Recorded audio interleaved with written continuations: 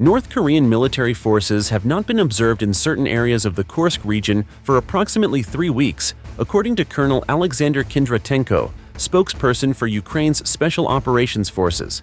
In a statement to RBC Ukraine, Kindratenko confirmed that the Special Operations Forces only comment on areas where their units are deployed. In this regard, we inform that the presence of DPRK troops has not been observed for approximately 3 weeks.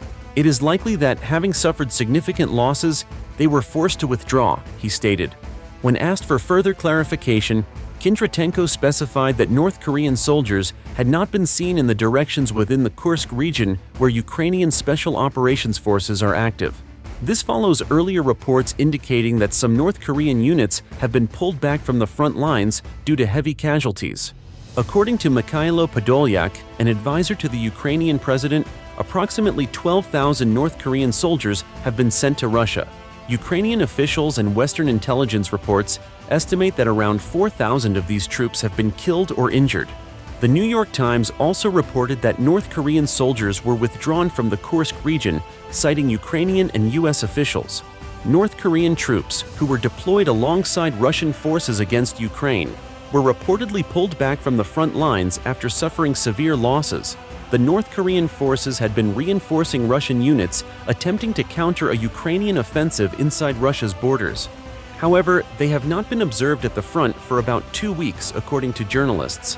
Ukrainian soldiers describe the North Koreans as fierce fighters, but their lack of organization and poor coordination with Russian units led to substantial losses.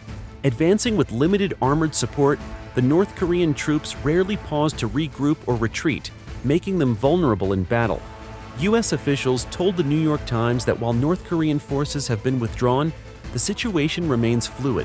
There is a possibility that these soldiers may return to combat after further training, or if Russia finds alternative ways to deploy them to minimize losses. Ukraine's defense forces launched an operation in the Kursk region in early August 2024. At that time, Ukrainian troops managed to capture around 100 settlements. However, some of the reclaimed territory was later lost in subsequent battles, and fighting in the region continues. The Ukrainian command explained that the Kursk operation was a preventive measure aimed at thwarting a potential Russian offensive in northern Ukraine during the fall. Russian forces had engaged North Korean troops in combat within the Kursk region. Ukrainian defenders successfully captured the first North Korean soldiers, who were transported to Kyiv for further investigation.